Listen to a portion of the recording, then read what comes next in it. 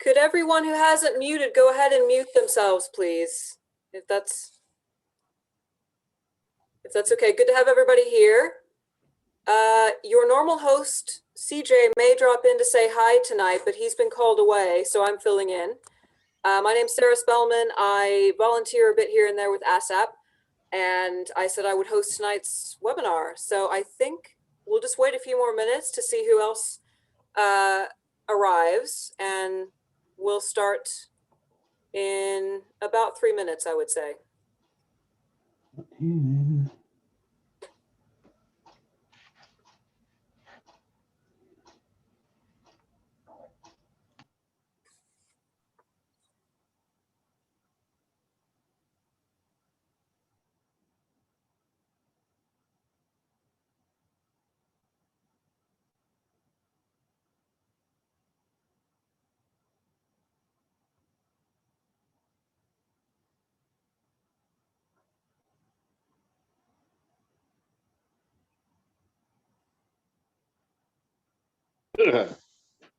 Yeah.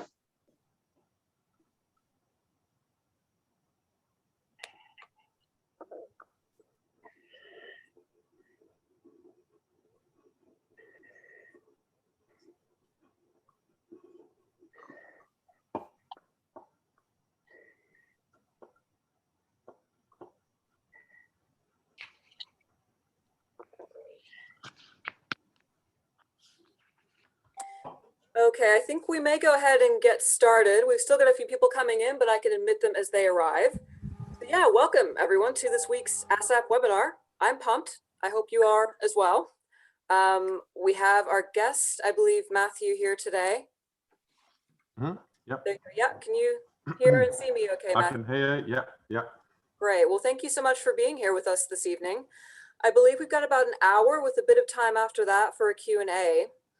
So I thought, first of all, do you just want to go ahead and introduce yourself and give us a bit of background? I know you are editor of the Christian Parapsychological Journal. Maybe talk a bit about that. Anything else you'd like to say to tell the audience a bit more about your background? But the whole talk is actually going to be the background. No, you can't come in here and skip. You nearly walked straight across me. Friggin' bastard fucking bitch!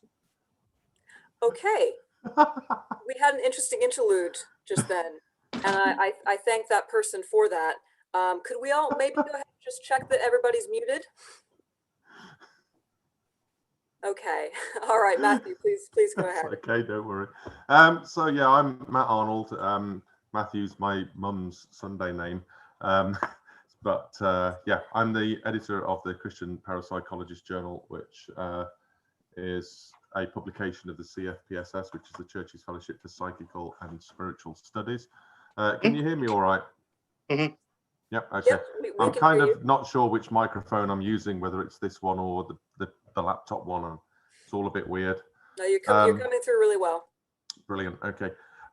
So yeah, I've got a little PowerPoint. So I think I don't know how you can do this in Zoom, but I'm going to try and share my screen if I can. I don't know am I able to share the screen?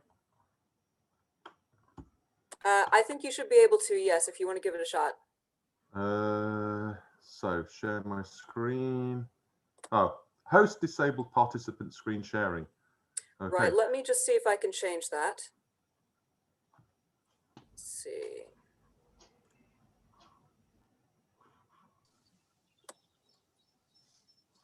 Okay, do you want to try it again? Okay, let's have a little go. Yeah, I think I can do that. Great. So you should be able to see that now. Is that okay? Yep, got it. Yep, it's great. Brilliant. Okay. So as I say, I've called this Holy Ghostly simply because I couldn't think of a better title for it. I tried some, and after about half an hour, I just gave up. So what's going to happen is I'm just going to take you through how I went from being a rabid fundamentalist to becoming the editor of the Christian Parapsychologist.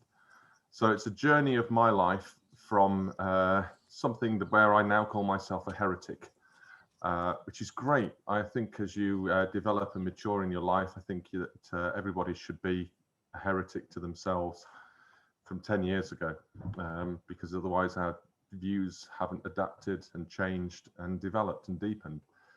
So I'm going to go through, and first off, I'm going to say that you probably won't tell from my accent, but I was born in Dudley in the West Midlands. Dudley born and bred, or should I say Dudley. I'm from Dudley in the West Midlands. So I grew up in quite a paranormal area, quite a weird area to live in, but never really knew that at the time. I mean, we've got here Dudley Castle, which I was in Dudley when the Most Haunted decided they were going to do their first live broadcast from Dudley Castle. No, I wasn't one of those shouting and screaming in the woods next door to it, but hey, that's the kind of things that we used to do when we were kids. Then, does anybody know what the top right corner is?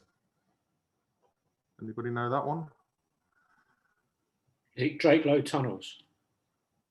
It certainly is, yeah. So Drakelow Tunnel, otherwise known as the secret nuclear bunker type thing, one of those signs that you get, the brown signs.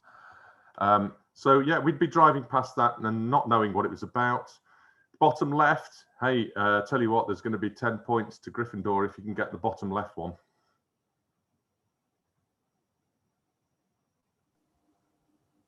No? Okay, that's the Dudley Guest Hospital. I actually, my mum worked there, and I used to go there quite a bit. Most Haunted again did there, played around with the lifts. But I actually worked for 2 weeks in the old mortuary there. Yeah, that was an interesting time. It was for home loans, so lending out Spenco mattresses for Macmillan cancer patients, commodes, getting them all back, cleaning them off. Yes, they'd still got the fridges. Yes, they'd still got the slabs there, the marble slabs and sluice stuff. But no, there weren't any dead bodies. The only thing that I would say is that one day I was there on my own. This is for the 2 weeks. And it went very dark one day with the storm outside. And I got my back to the fridges. And yeah, I did not want to turn around in there. But that's actually been now used, I think, for the film The Girl with All the Gifts. They did a lot of filming in that particular area. Then at the bottom right, you've got the Station Hotel, which I believe is now just closed or about to close, which again, another Most Haunted. And then we've got the infamous Witchbury Hill, where they put Bella in the Witch Elm. Somebody did anyway, but we don't know who. So being born and bred in Dudley, you'd have thought that I'd have had quite a sort of spooky background, really. But you see, I moved out of the area pretty much before all of this, before I knew what was going on there. My earliest interest was in the paranormal, comes from Scooby-Doo. I mean, I'm a 70s child. I grew up on Scooby-Doo and the drama spooky stuff. And this particular book, yeah, it made a massive difference in my life. In fact, I actually wrote a letter to the Fortean Times when they, just after they published an article on this and had it on the front cover, that relays a spooky tale that came from that particular book. So I would have been probably about 8 or 9 years old. And at that school, we had that book in there, in the school library. And I'd taken it out for doing my first proper school project. And I was hooked. Ghosts sort of, the artwork just got me. It was just like a bit like Scooby-Doo artwork type stuff. And the stories inside there fascinated me. So when I came to do the same project for the next teacher for a year or so later, I was a bit lazy and I just knew, hey, this is a different teacher. They're not going to talk to the other teacher that I just had. So I've got a project to do. I'm going to do it on ghosts again. So when I went to go and get the book out of the library, what actually happened was the book wasn't there. And what had happened, and I'd noticed this a day or two previous, that particular book and one other, and I don't know what the other name of the book was, but we walked past the library and on the floor was torn to shreds 2 books. And we walked past and thought, you know, oh, somebody's been a vandal in the library. It was unheard of. It was quite a nice school. And when I went to go and get the book, I found out that that was one of the books that had been shredded by forces unknown to the teachers at the time overnight. And we don't know. It was just a bit strange, shall we say, that that book was found ripped to shreds. I remember the assembly, the teacher at the front saying how disappointed they were in us, and if we knew anything about it, then to come forward. I didn't know anything about it. Don't think if I'd have known, if I'd have said, oh, I think it might have been a ghost, it probably wouldn't have gone down very well, but there we go. So anyway, I was kind of sparked by Scooby-Doo, Dramarama, and the World of the Unknown Ghosts book, which I now have the next edition, or the re-release as well, with the, I think it's got the Reece Shearsmith, is it? The front cover and the inside forward. So that was my toe dipping in, really. And the reason for that is because when I was very young, this is a story from my mum, not from me. I can't honestly remember, but I had a Lloyd loom chair in my bedroom. And I used to say to my mum, oh, I'm just chatting to the little old man in the chair. And that kind of made my mum's skin crawl a little bit. And my dad was a psychiatric nurse, so he just said, oh, it's just an imaginary friend, don't worry about it. My nan, on the other hand, said that's possibly his granddad that he was speaking to. My granddad died 2 years before I was born. I honestly don't know. I wish I could remember. I can't. But apparently that was my first sort of seeing stuff that had happened. I've not really seen anything properly since, although I have seen odd things, anomalies, should we say. So that's my earliest encounter. But this is really my spiritual background. My spiritual background comes from the Dudley Baptist Church, which is a die-hard Calvinistic Puritan fundamentalist church. We grew up with sort of Bible stories, and we grew up with, when we got to sort of teenage years, we'd actually be told how to study scripture. And it was really in-depth stuff. Even as a teenager, looking back, some of the things that we were doing, you do at Bible college, you don't do as a normal youth group. But we weren't a normal youth group. But we had a right laugh, and I've got lots of friends that I'm still in contact with. Some really, really good experiences there, but it was very strict. And, sorry, Matt, to interrupt. Your video went garbled a bit when you said the name of the church or of the denomination. Could you repeat that? Okay, yes, it's Dudley Baptist Church. Dudley Baptist Church. Great, thanks. Yeah. Okay. So we grew up there and had a really good time, but it was quite restrictive in its theology, I would say. And because I'd been taught how to analyze the Bible, how to ask good, deep, probing questions, I ended up sort of asking the wrong questions, and it became a little bit uncomfortable. When I was about 17, I left and moved to a less uncomfortable place, shall we say. But looking back, I'm actually really thankful that I had the deepening and the analysis of how to analyze texts, which came as, you know, came in really handy for what I'm doing now.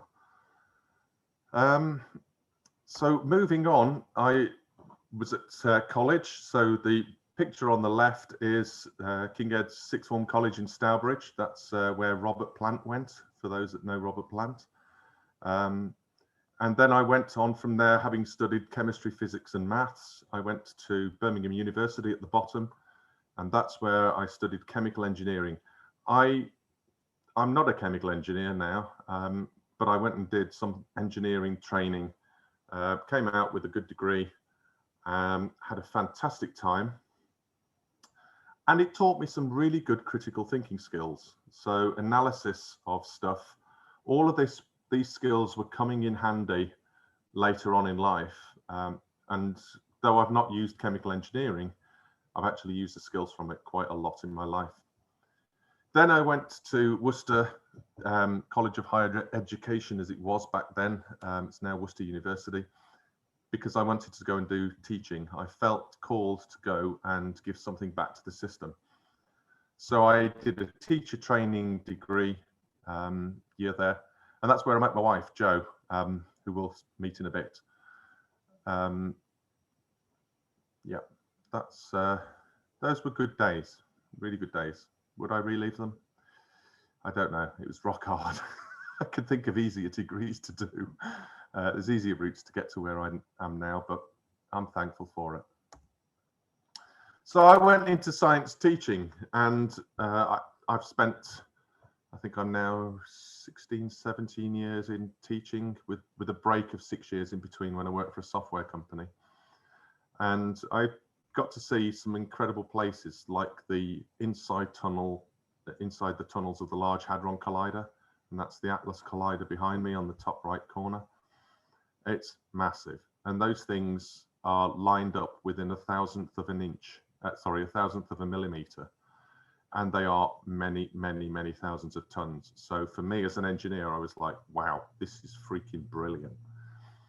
And then also the World Wide Web was born at CERN as well. So that was quite an experience for me. I've always been passionate about science and about trying to help people learn stuff, whether it's science or anything else in between.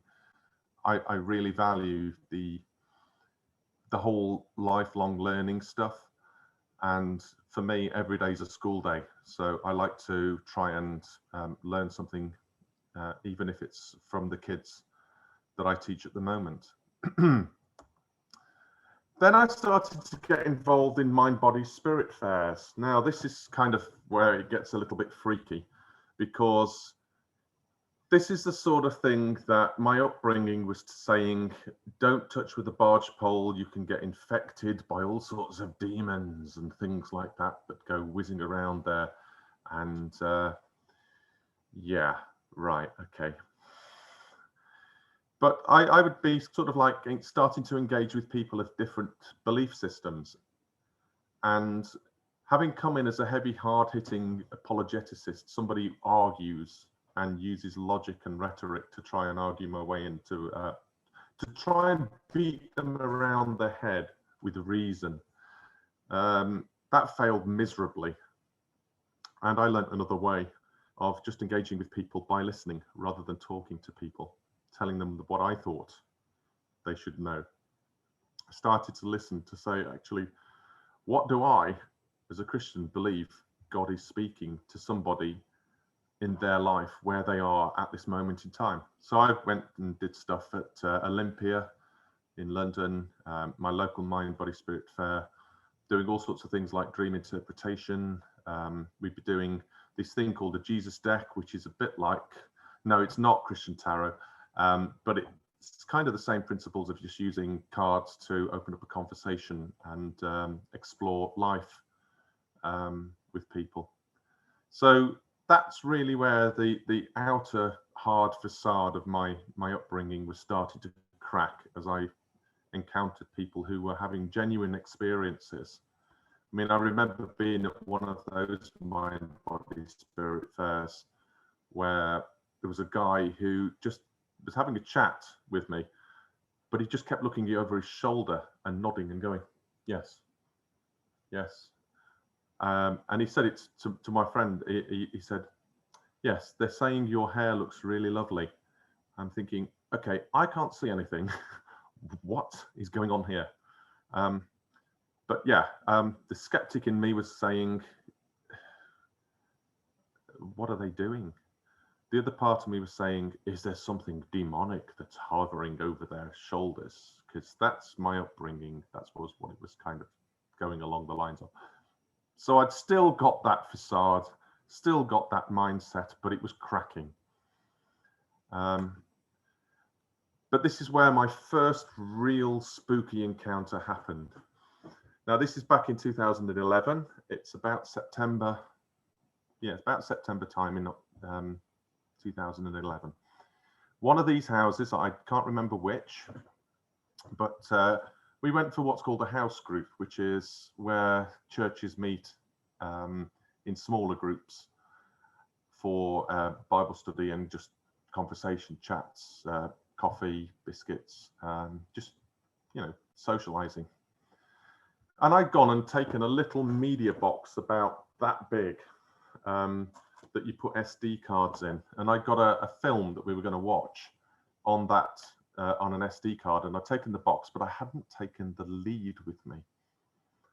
So I needed a video lead to connect it to the back of the telly. Brilliant. Where am I going to get one of those from? Well, fortunately, they thought they'd got one, and it was upstairs. It was on the 3rd floor of one of these houses that had a loft conversion happen. Fairly new houses. They said, if you go up to this person's room, you will find a video player connected to a television. Just take the video lead out and bring it down, and we can use that. So I thought, okay, yeah, no problem at all. We've got to remember that this is a church-owned, church person's house. Okay, so it's a Christian household. I potted up the stairs, 1st floor, potted up the 2nd stairs, and came onto the landing and walked through the door of the bedroom, and blam.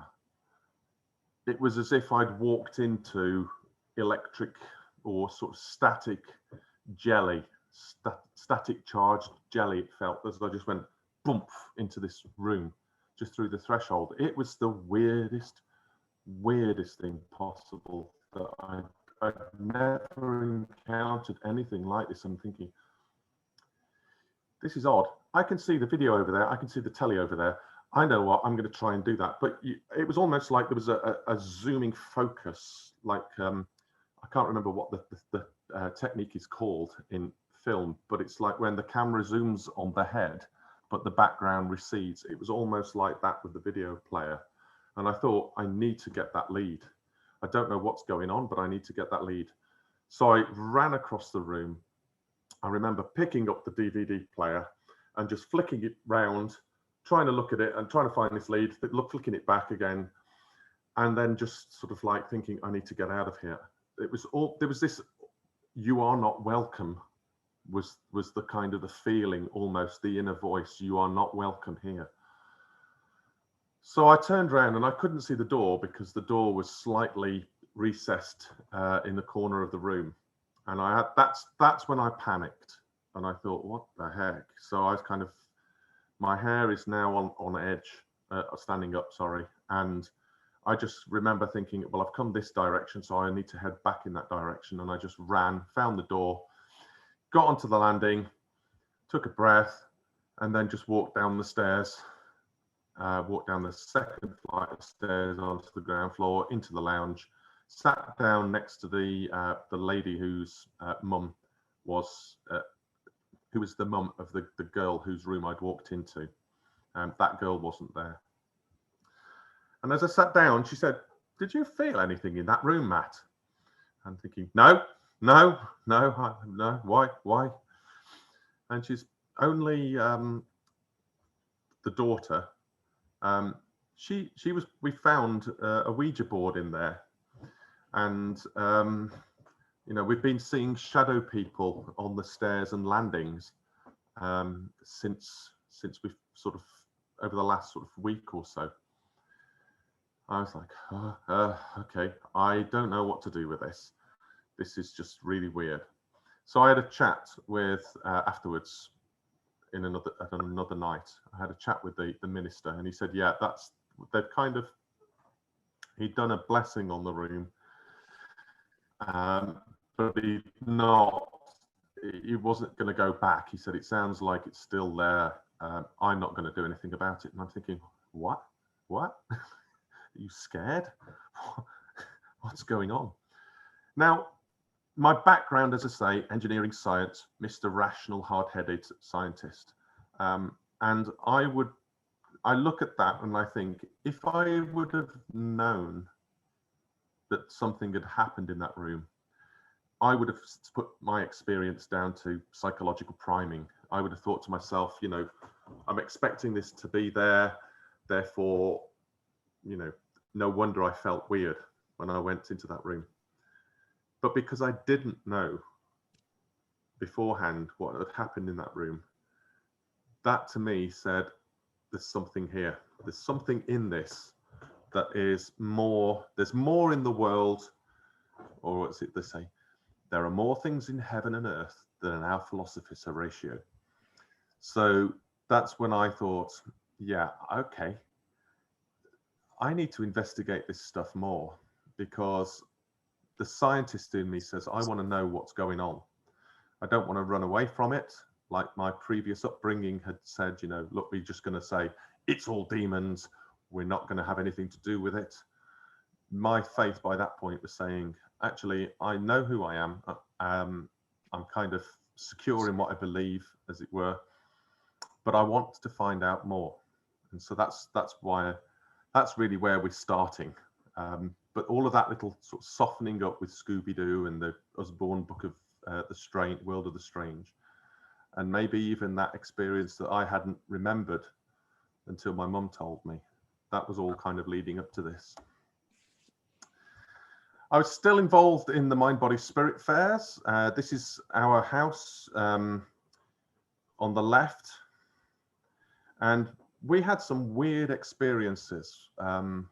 First off, my middle son, so I've got 3 lads, my middle son was living in this particular top right corner of the house. And one day he completely came screaming out of his room. He said he'd seen a little pink creature just float up out of the floor, look at him, and then float back down again. I'm thinking, no idea what that is. So he probably was about 3 or 4 maybe at the time. Could have imagined it, could have been hypnagogic state as he was going to sleep. No idea. But he was scared. So I gave him a holding cross, which is a little piece of wood that you often give to people who are elderly, infirm, or just want to hold something and pray. So we gave him a little holding cross. We did the sign of the cross on him with some oil, and we just said some prayers in his bedroom. And I could have, as a good Baptist, not bothered with any of the ritual stuff. But for a child, sometimes just seeing things happen in terms of seeing somebody deal with something rather than just say, oh, don't worry. That for them actually helps. So as soon as we'd done that, he just decided, actually, you know what? I'm going to go back into that room and sleep. And he did. No problem at all, that. But we'd be doing these Mind, Body, Spirit fairs probably twice a year. And we'd be getting disturbances in the night coming up to it. Now, that could have been psychological. We don't know. But one of the people, when we relayed what was going on, they said, Matt, Joe, you're always having disturbances. You're always having a bad night's sleep before these fairs. What's going on? Have you noticed that? And we said, no. So they said, well, have you tried this? And this is where the rational-headed person thought, well, I'm going to give this a go. Because as a scientist, I try stuff, I evaluate the results and make a judgment based on that.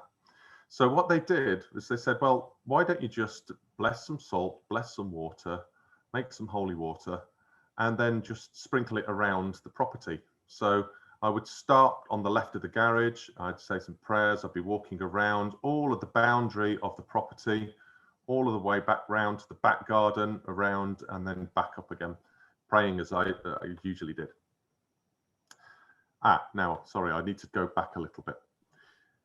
The Friday night before the fair was a Saturday and a Sunday. The Friday night before this one fair, we'd had my car, which I think actually was this car. This car would be going off, its car alarm would be going off at about 3 in the morning. And that car never went off. You know, I remember the old days when car alarms were first installed and the wind would blow and you'd have all the cars going off in the street, etc. Car alarms nowadays, you hardly hear them going off. And our car alarm woke us up at 3 in the morning, Saturday morning. And then we had that conversation, which said, you know, why don't you try this? And so we'd said the prayers, sprinkled around the property, the salt and water. So Saturday night came along, and we had no car alarm going off, no disturbed night's sleep until 3 o'clock in the morning, when the neighbour's car alarm here went off. Now, his car alarm never went off normally. So I'm thinking, oh, okay, what's going on? This is a bit weird. This is just coincidence? Maybe, maybe not. I don't know. I'd need more evidence. I'd need more data. But my car alarm hadn't gone off, but his car alarm had gone off. And then an hour later, the dog of this house started barking like mad. We didn't get very much of a night's sleep, a full night's sleep after that, really. So that to me sort of, is there something about sort of doing this boundary prayer stuff? Now, I'm a good Baptist upbringing. We don't do that sort of stuff. But actually, again, more of the facade was starting to go. Then we had the electrical anomalies starting to happen, where we'd gone to Bakewell one day. We came back and I pulled the car up on the drive. I couldn't switch the engine off. The key had melted in the lock. Now, I just sat there for an hour thinking, do I run the petrol down? What do I do? And then realized I could just stall the car. So I stalled the car. I then went and got a new barrel for the ignition, having managed to work out how to get the thing started and stopped. So I got a new barrel. As I was starting to transfer the pins from the original lock into the new barrel, just meant that I'm a bit of a tight so-and-so. I'd rather just do the stuff myself than pay for a new set of keys. So I put those in, and as I'm doing that, suddenly there's that sound. For those that have ever had something blow electrically, you'll know what that sound is. And that sound, suddenly the dishwasher switched off. And that was in the afternoon. I'm thinking, oh, fantastic. The dishwasher's blown. So I had a little look, tinkered around with a screwdriver, realized that something had gone quite majorly wrong with the powder release mechanism, the tablet release mechanism. So I thought, okay, let's have a cup of tea. Put the kettle on, pop, kettle goes. I'm thinking, we're probably not having a very good sort of stable electrical supply coming at the moment. I don't know what's going on, but there we go. And then when we got to the evening and we turned one of the light bulbs on in the lounge and it went pop, we just had a laugh then. At that point, we were just like, okay, something stupid's happening. Is there just disturbance on the 240 volt mains? Or maybe just something's having a go. Anyway, the other thing that happened within that week, Jo, my wife, had precognition. So she went, she was in the back kitchen and she heard out on the in the bay, she heard a car that wouldn't start. It was just couldn't get it to start. So she went out to see if she could help, because we've got some jump leads in the back of the car. I always carry them around. And there was nobody there. No car, nothing. Strange. So she went back in. And then she went to go and get the lads from their nurseries and play school groups. And the car wouldn't start. It's like, okay, that's another little bit of a weird thing. So at this point, we're sort of going, okay, just log all of this stuff down, because as a scientist, take your data, and even your stories are data, so you just keep that going. It was around that time as well that I was starting to get involved in the pagan interfaith stuff. So I've been doing something called the Forest Church, where we've been doing like it was a pagan style Christian church in woods, is the best way to describe it. I look back on it and think it was an absolutely fantastic time, because we were going through the 8 Sabbats, and I turned up with my writings that had been checked out by Baptist, Methodist and Anglican ministers. And the guys at the pagan moots were going, "Matt, you're writing pagan rituals, but you're a Christian, what's going on?" I'm thinking, brilliant. I've kind of reached a middle ground of style and substance. So I was kind of like really happy with that. And that taught me a lot about different belief systems, in particular the sort of the ones that I'd been told that were the most evil, the druids that sacrificed babies, the witches that gathered, and all that sort of stuff. And I look and I just laugh now, because some of my best friends are witches and pagans and druids, and they are the most sensible, level-headed people. And yeah, I admit that when I went to a moot the first time, I was thinking, what am I going to get myself involved with here? But after the first time of going there and them seeing my stuff, I got invited to speak at Pagan Pride, which met at Nottingham Arboretum every year in the August.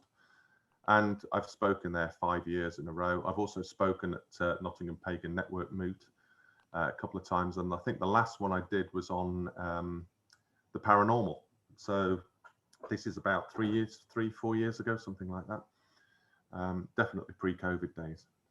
So yeah, I kind of started to listen even more intently, and some of the paranormal experiences that people were having, I was trying to wrestle these with, well, how does this fit with my faith? How on earth do I take the evidence that people have and the stories that people have, and how do I wrestle them with what I believe?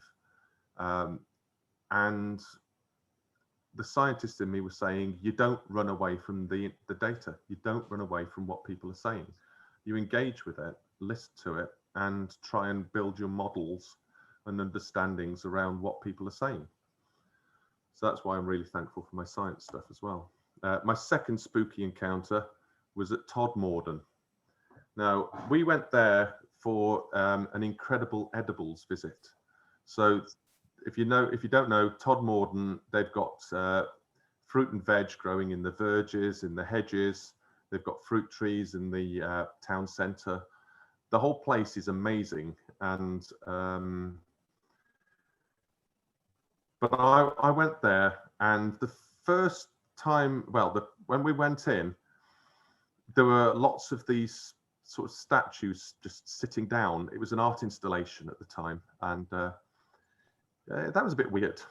But I was supposed to be doing a forest church ritual, so I went up the woods, up the hill, because quite a steep hill behind the church spire, and it brought me into the graveyard.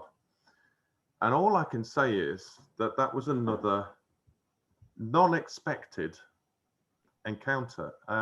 I like graveyards. I really want to go and see the Lebanon Circle in London. I'm fascinated by them, the architecture, the names on them, all that sort of stuff, the history. But this place was different. All I can say is the words grey, sorrow, forlorn, sadness, just all of those things. I just felt as I was up the top of that hill, and I thought, there's no way I can do a ritual up here. Even when I walked past to a little wooded clearing behind that, I thought, no, this is just it's not a nice place spiritually. It was just a bit weird. So I went down and we did it on the lawn outside the church instead. But after that, just got back and chatting with people, and somebody else, while they were in the actual church building itself, they said, there was just something not quite right there. It was just quite a dark presence they felt. So, and this is me thinking, you don't normally hear Christians saying things like that. What's going on? So then that was just before we moved to Plesley in 2014, the back end of 2014. The building that we, so Plesley is just outside Mansfield, where, which is next to Sherwood Forest, really. So I was living right next door to the church with my family. So this is the building that we had. Very, very odd living next door to a church, because occasionally you'd just get people walking in through your front door thinking that it was the church hall. So you'd be standing there in the kitchen and you'd just get this person walking through and it's like, hello, what the heck? No, you want next door.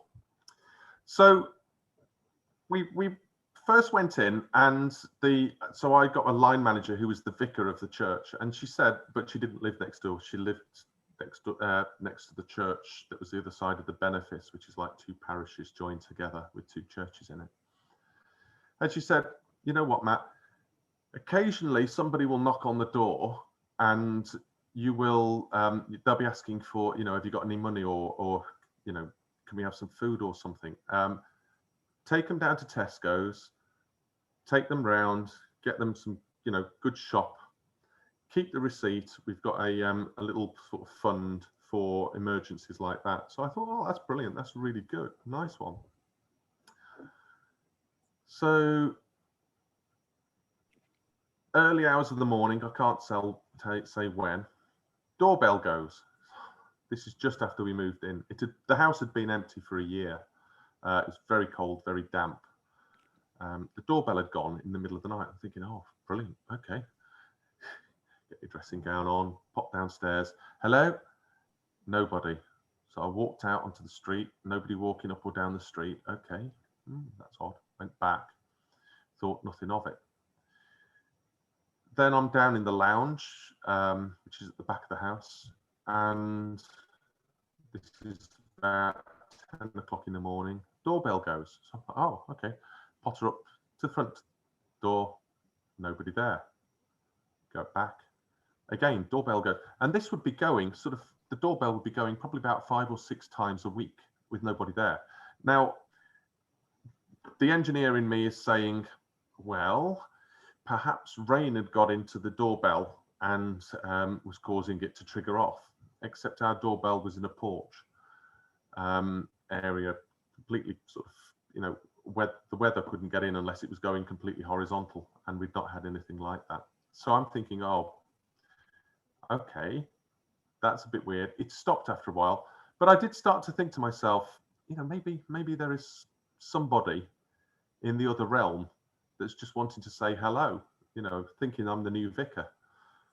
So I'm like, okay, I'll just treat it as that. The church ghost, we had one of the wardens was downstairs in the basement when he heard footsteps immediately above, and he knew that he was the only one in the building because he locks the door behind him because of potential intruders. So we got the church ghost there. We had a night visitor once. I had a bit of an altercation with a certain group nearby, and one night the pressure had been getting to us, and I just stood in the middle of the hallway and said, you know, look, you're not welcome here. Get out of this place. That night, I woke up to what I would say is a black tornado style whirlwind, like a Tasmanian devil style whirlwind at the bottom of the bed. This is in not pitch black. I could see black on, you know, the surroundings. There was definition still a bit visible, and I'm just like really sort of, what the heck is going on here? And went back to sleep. I said to my wife, you know, look, sorry for disturbing you. And she went, what? You didn't disturb me. I'm thinking, okay, maybe I just dreamt this. But all that day, I just felt totally and utterly energy drained. I've only had it twice where I've been completely drained of energy, like nothing else. Not even when I've had flu, when I've been really poorly. This was just as if somebody had put a syringe in me and sucked all of the energy out of me.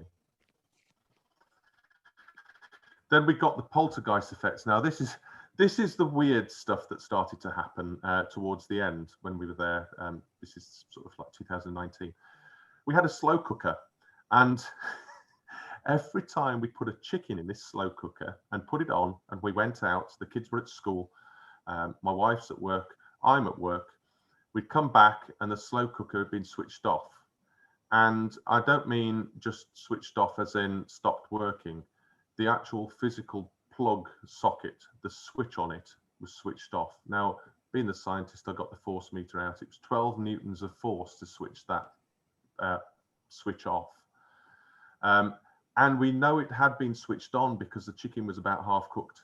And this happened several times. It got to the point where we were like, well, there's nobody been in at all, and we'd make sure. And then we tried it with stew. Stew didn't switch it off. And then we put a chicken in, and the chicken, it got switched off. It's like, what the heck?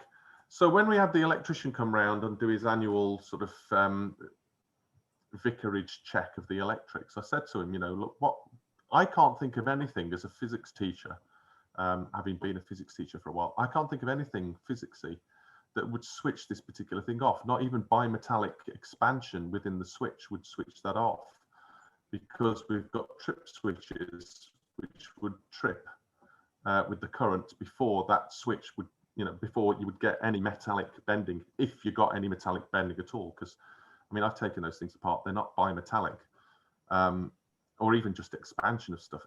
I don't know, it was weird. It happened with chickens. No idea. I know they kept chickens next door, but we weren't cooking their chickens. And the other thing, the most frightening one was when we were, my wife, my eldest son, and I were sitting in the lounge at the back of the thing. My son and my youngest son and my middle son were in their bedrooms, which are the front windows here. And this is the this is the dining room area, and the living room's back there. And we'd been watching the telly, and suddenly the smoke alarms started to go off. Now, I just bought a hot air gun soldering station that I've been using to fix some stuff, and that was in the kitchen. So I thought, oh crap, I've left the soldering iron on. So I went, had a look at the soldering iron, touched it, stone cold. It's like, well, what the heck is setting the smoke alarm off? My eldest son walked into the dining room, and on the table, his exercise books had set fire. And I'm thinking, okay, he was freaked out. I was freaked out. He'd been going through an incredibly stressful time at school. I'm not going to go into it, but it was a horrible time at school. And the books, I don't know why, but poltergeist kind of suggests that it's an energy grounding of some sort. So I'm thinking, was that what happened? I don't know. But anyway, he picked up the books and chucked them out the window. And fortunately, nothing got burnt. But that was the scariest moment, really, within some of those experiences. I have to balance that with one of the loveliest experiences that I had, which was the orchard hug. Now, we'd taken a piece of land. So part of my minister role really was to work outside of the church. I am not a bums on seat on a Sunday morning person. Nah, just doesn't do it for me. I was tasked with bringing the community together and sort of like forming a community around something, whatever it was that evolved over time. And so my passion really is for, you know, off the screen and into the green, he says while he's on Zoom. And we took a piece of wasteland that was literally just nothing apart from a field, no fence or anything. And we turned it into an orchard, worked with the community. We had the school come in, we got the council, and we put in 72 fruit trees, different types. And we put a couple of willow domes in, we put a path, we put an outdoor classroom, and we've done all sorts of things from wassailing through to cider making and bottling and, of course, sampling. We had beehives up there and selling honey and basically doing community stuff. If you don't know, Plesley is it's an old mining village, and was split in half by the River Meaden. half the Nottinghamshire side didn't go on strike. The Derbyshire side did go on strike. The mine is in the Derbyshire side, so our lot in the Nottinghamshire side had to cross the strike lines to get in, and there was carnage, open battles on the fields, and people were very, very hungry on our side during those times in the 80s. We just finished the Willow Domes, and I stood up. The sun was set behind me. It was that beautiful, my favourite time is sort of the blue light time, and I just felt this hug.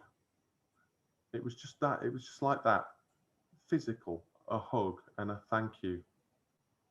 And I thought, wow, I'm going to remember that. It was just like that, a hug. I thought, brilliant. Whoever wanted to say thank you, go, I appreciate and accept it. Thank you. Shortly after that, a couple of years, my wife, Jo, becomes the General Secretary of the Church's Fellowship for Psychical and Spiritual Studies. Now, I'd heard of the CFPSS through a friend, but I'd not really sort of followed it up very much at all at the time. And Jo said, well, there's this job going. What do you reckon? I said, go for it. Go for it. I'm kind of a little bit jealous in the background, thinking to myself, I'd love that job, but I'm a minister. It would just not work, and I couldn't give up my job. And actually, I wanted her to have it, and she went for it. We went down to Oxford, which is on our old stomping ground. She had the interview. Very strange in that one of the guys on the interview panel already knew me from some of the pagan Christian stuff that I'd done down in Amadown in Somerset. So it was like, okay, these connections are just weird. But there we go. So that's my wife. She is still the General Secretary. She's running her socks off all the time, and I'm trying to help her out as much as I can.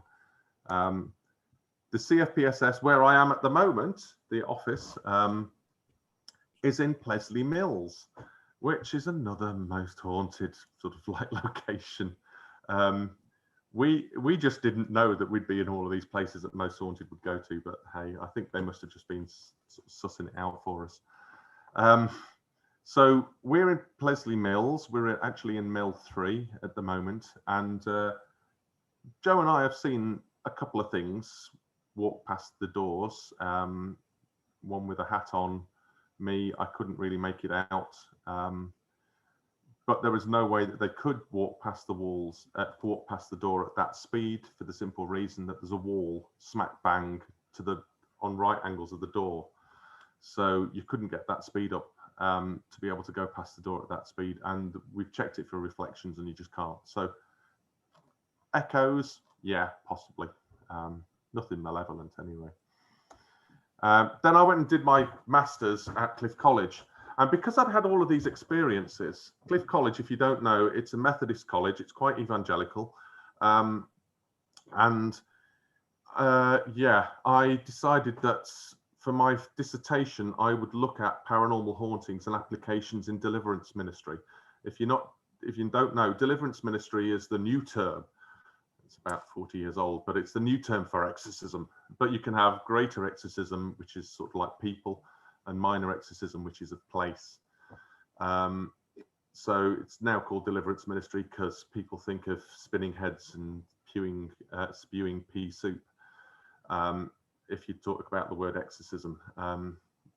So I did all of the research, trying to reconcile my own experiences, looking back in the history of Christians who had looked at, had paranormal hauntings, looking back in the Bible for where's the paranormal in there, and because it was sort of master's level research, my bibliography ran to about 10 pages. I really went to town on it. All at the same time, I was being made redundant through a backhanded sort of a behind the scenes sort of winding down of my role in the village. It was seen as not productive. It wasn't making any money. We'd started up some stuff, but people were not going to the church on a Sunday morning. which was never my role intention anyway. It wasn't in my spec, but a new bishop comes along and decides that that's what he wants. So bye-bye, Matt.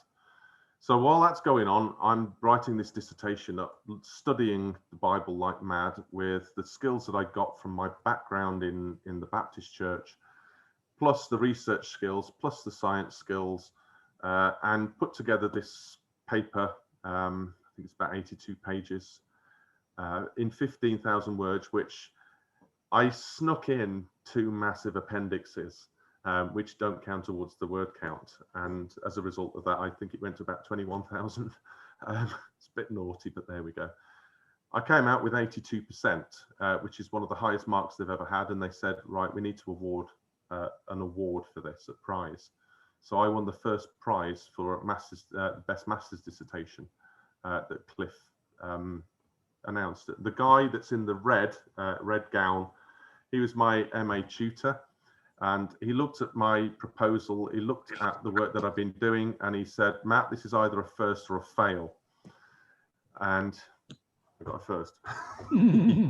So it's like, yes. So get that from an evangelical college. I argued my case incredibly well. It included things like, if you've heard of the Gadarene demoniac, or Legion, as he's probably best known, I actually managed to argue that really persuasively, that was probably the soldiers of dead warriors that had been killed in battles in that area. I'm slowly releasing, over the last year, I've been releasing my paper, my dissertation and extra research on my website, which we'll look at in a little bit. We'll look at it now, in fact. So I'm made redundant in August 2019. And I'm thinking, what do I do? So I got gardening leave for a couple of months. So I finished my dissertation and then took a month off.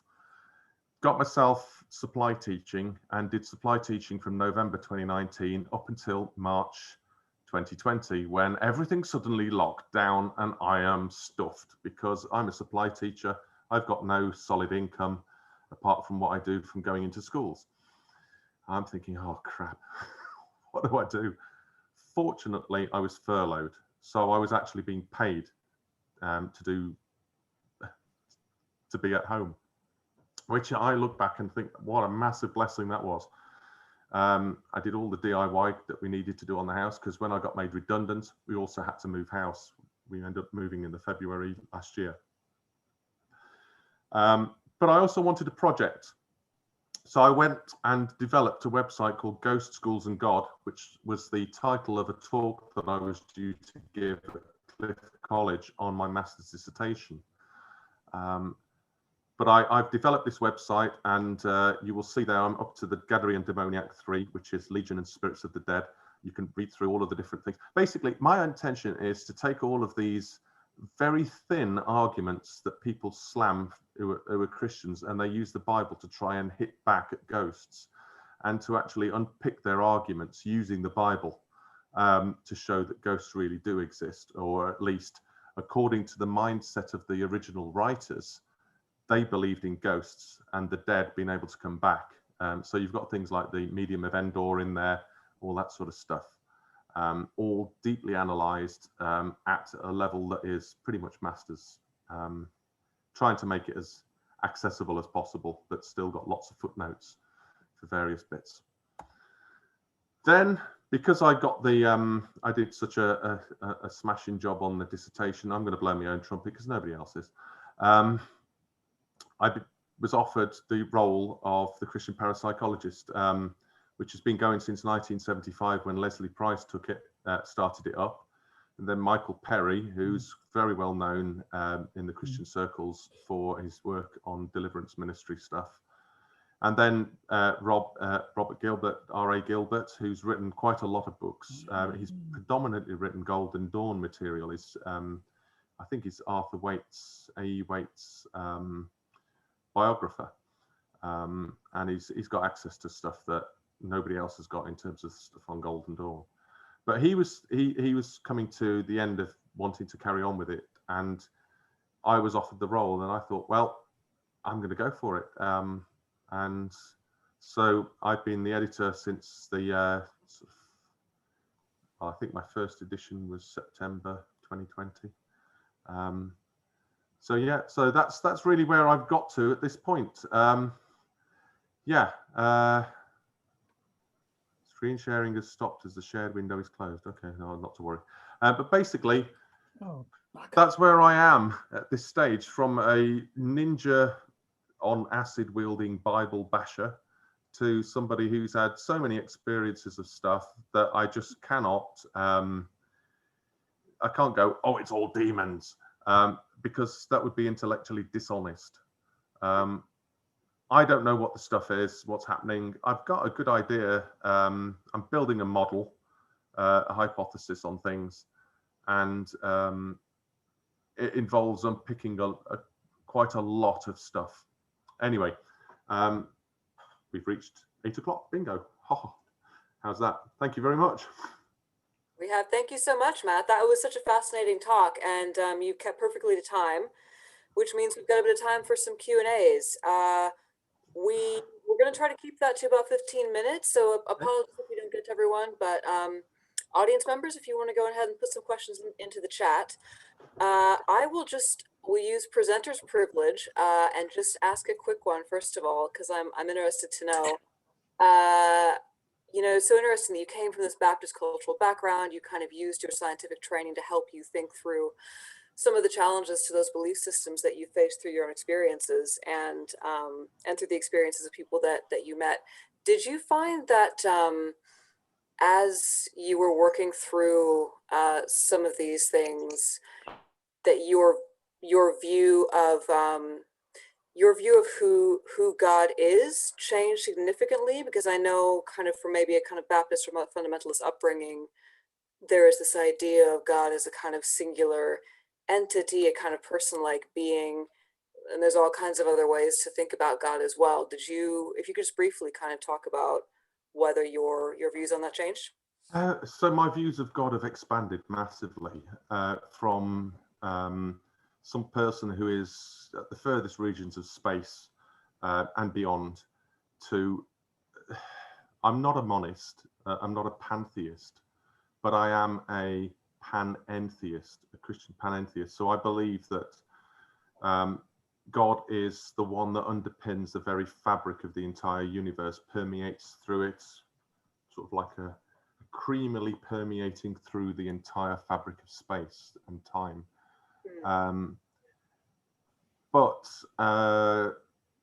isn't confined to a church building, isn't confined to Christianity alone, that actually God is on everybody's side, pro-human, pro-creation, not procreation as well, obviously, go forth and multiply and all that stuff. But basically, I believe that God speaks to everybody in their own culture, in their own language, in their own idioms, symbols, and whatever. And I believe that there is an eternal creator, but I don't believe he's restricted in the way that some Christians believe that he's restricted to, we're Christians and we're the only one who's got the right God, sort of thing. Right. That's really interesting. Kind of what I wondered if you were going to go along those lines of expansion. So that's really interesting. Thank you for answering that. I'll just jump over to the chat now and see who's got some questions. We'll start with Kieran Farrell. Kieran asks, first of all, he thanks you for an interesting talk. And he says, I'd like to ask you about the issue of ghosts in churches and graveyards. Some clerics and ministers say that this cannot happen, as ghosts cannot haunt hallowed or consecrated ground or buildings. What do you think? So I'd like them to point that out in the Bible, because that ain't there. It depends on what your definition of ghost is. Now, for me, a ghost is a spirit of the dead. It's not a non-human entity. I wouldn't say that you can't have spirits of the dead haunting hallowed or consecrated ground. What my own take on this is that if you go to my website, you'll see this guy called Johann Blumhardt, who was a 19th century Lutheran pastor.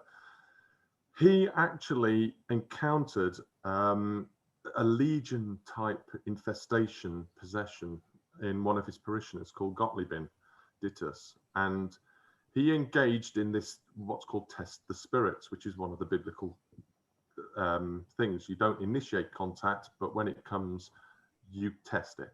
And that involves a conversation. And so he had this conversation with a woman who was possessing this Gottliebin. And basically he said, you can't stay inside Gottliebin, but what I will do is I will let you go into my church. And so this spirit goes into the church. So I don't believe that that they're right in saying that they cannot haunt hallowed or consecrated ground or buildings. I think non-human entities that are diametrically opposed to all that is holy will not be able to, or at least, pardon me, experience difficulty. I think there's something about holy ground that says, almost like a Gandalf, you shall not pass type stuff. Certainly in my experience with boundary stuff, praying around boundaries, stuff didn't seem to be able to get through. But I don't necessarily think that applies to human spirits that are genuinely seeking. I'm somebody who doesn't believe that when you die, that's it. Your eternal fate is sealed upon death. I don't believe that at all. I think there's development in the afterlife as well. So I don't agree with them. If the ghost is the spirit of somebody who is deceased and is genuinely sincere in continuing their spiritual quest towards the one that we call God, the creator. Thank you. We've got another question from Caroline McKendrick, who asks, Matt, did you find out if there were any power surges from your electrical supply, or was it an unknown reason? I genuinely don't know. I didn't find out. What I could say is that my car wasn't connected to the electrical supply when the key got melted in it. But apart from that, I genuinely don't know. My suspicion is that it was possible. I'd be about 80% it was electrical supplies, but it just seemed to happen at the same time as other stuff that was happening as well. So whether it was energy that was coming from us that was causing this, I don't know. What was it? Or was there an unknown reason? Unknown reason. Did I also ask any attendees in the Spirit Fair if they'd identified why this was happening? So pretty much the team that I was with, one of them was a sensitive, and she could see stuff that I can't see. I don't think I'm that sensitive, although I have had experiences. And she saw things on people that when they went into, we had like a little caravan, mobile home that we used to park up at the fair and go and get tea and coffee in afterwards. And she said that there was stuff flitting around in there. Whether or not there was anything attached to it, I don't know. I think there possibly could be a lot of stress that was building up in both my wife and I as we approached the weekends, because they were quite energy intensive and quite draining. So I don't know. Thank you. We've got a question. You can probably read it as well, Matt, in the chat, but I'll just skip down to David. We've got some thanks. In the interim, loads of people are saying thank you for a great talk. David has a question as well about whether you've ever felt a sense of anything strange at other religious or old pagan sites in the UK, such as Bishop's Palace in Wells or the Rollright Stones. Having been to both Bishop's Palace and the Rollright Stones, no, I've not felt anything there. What I have felt has been on Glastonbury tour. I used to go up when we went down in the summer, and I go up and worship on the top of the Glastonbury tour, facing the rising sun, walking up barefoot. It's holy ground. That's what you do. And I've had experiences of timelessness, otherworldliness, beauty, awe and wonder. I think that's probably the best way of it. Awe, wonder, beauty, and a sense of being loved. I've not been in any other places apart from, oh, it's not an old religious site or an old pagan site, but I have had the similar experience that I had with that Ouija room experience when I went into an office at an old workplace, and I went in, poof, and I ended up having to just go to my in tray, grab everything and walk out again. But that was where a couple of people had been plotting against me to try and smear my name. And I went through 5 months of hell at that place. But I've not had anything else apart from just, wow, peace as well, peace. Yeah, peace. A sense of the holy. Yes, a sense of the holy would be the way I'd say that. That's really lovely. I'll just read this out quickly. Just a comment from Dave Sivier, who says the biologist Alistair Hardy, who believed that God could be investigated scientifically through an examination of religious and spiritual experience, also talks about people seeing the spirits of the deceased in their bedroom. So comment from Dave there. I believe that happens. Yeah. My faith doesn't think that that's an issue at all. Right. We've got a question from Wendy, who says she grew up in a very evangelical or fundamentalist part of the world in Northern Ireland. And a lot of the things you've talked about are similar to her experience. The idea of demons being everywhere, you know, from that religious perspective. She says, do you have any thoughts about the cartoonist Jack Chick and how his work may have influenced Christian views in the paranormal? I don't know if people are familiar with Jack Chick tracts. They're these little cartoon pamphlets you hand out to warn people of damnation and whatnot. So I think Jack Chick has poisoned the well of a lot of minds of evangelicals and those that have come across his material.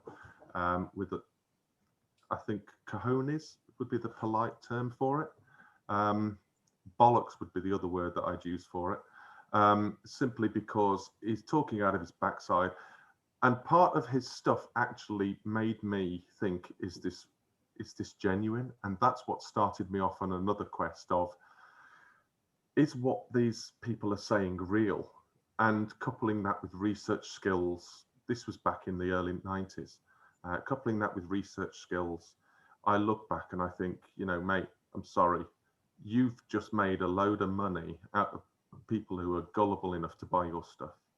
Jack Chick tracts, I was at a church in Newark, a big Pentecostal church, and one of the guys there, bless him, he tried to engage with Halloween by buying tubs of sweets for kids to give away. I thought, wow, brilliant. But he'd be slipping Jack Chick tracts in them for kids. They had a product recall, shall we say, when I showed him some of the material that he'd been slipping in there, which was talking about sacrificing cats and all sorts of stuff. And it just wasn't healthy. You've got to have a pretty twisted mind to think that that stuff is real. And if you think that you can give somebody a piece of material that's a lie and based in lies, and then think that if they say the magical incantation on the back of the thing, which makes them ping a Christian, no, it's disingenuous, and I think it's probably all the worst sorts of things that you can do to show the love of God. Yeah, thank you. We got one more question in the chat. I'm just going to follow up very briefly. I think we might just have time, got a couple more minutes. I was curious, you commented on Dave's comment about the spirits of the deceased appearing to people, and that's not something that your worldview excludes. So what would you say to a Christian who was maybe going back to the New Testament, and I can't remember chapter and verse right now, but you know, the part where it says something like, first you have the initial death and the second death if you end up going to hell, basically. So it's appointed for man once to die, and then after that the judgment. Is that the one you're talking about? Yeah, after that the judgment, and kind of like that's it. Because in my upbringing, that was used as a verse to support the idea that, you know, people don't come back. So if you see one of these things, it's probably a demon, or it's, you know, something along those lines. Yeah, that's what I call the hammer text. That is, whenever I encounter Christians, they just go, but Hebrews 9:27 says, it's appointed for man once to die, and after that the judgment. I point them back to the Bible and say, have you actually read what that verse says? And actually, it's half a sentence. It goes, just as, so it's a comparison, just as it is appointed for man once to die, and after that judgment, so it is with Christ, who died and will come back. So you've got Christ dying, Christ coming back. There's a time gap because we're living in it. Somebody dies, judgment. Now, whether there's an initial judgment that isn't final, I think when you die, there seems to be, from NDE studies, a life review type process that goes on. I think what you do in this life makes a massive difference in the afterlife, in terms of your progression within it. But I don't think that's the end of you. I don't believe in soul sleep, which is what Luther invented because he got rid of purgatory. And even John Calvin created the tract called Psychopanacea to rebut Luther's soul sleep arguments, because Luther believed in an active afterlife. So I would say, why not go to my website? Because you will find an article on Hebrews 9:27 and a rebuttal with, have you not read, as Jesus would often say to the scribes and the Pharisees who were arguing. So yeah, check it out. I've taken these, I think there's about 5 articles on anti-ghost texts that are used by Christians to argue against ghosts from the Bible, and I will bat them down and actually go deeper than they will go with the surface skimming stuff. That's fantastic. Thank you. We've got one more question here from Radish Man, who wants to know from you. Could I ask if you have had any hostility from the church because of your views? No, they've welcomed me with open arms. No, I get a lot of, I mean, let's face it, I've been hanging around with witches, pagans and druids, so I was bad news anyway. My name was Mud when I was living in Newark. I'm used to being bad news because I challenge stuff, I challenge assumptions, I ask deep questions, and I use the Bible.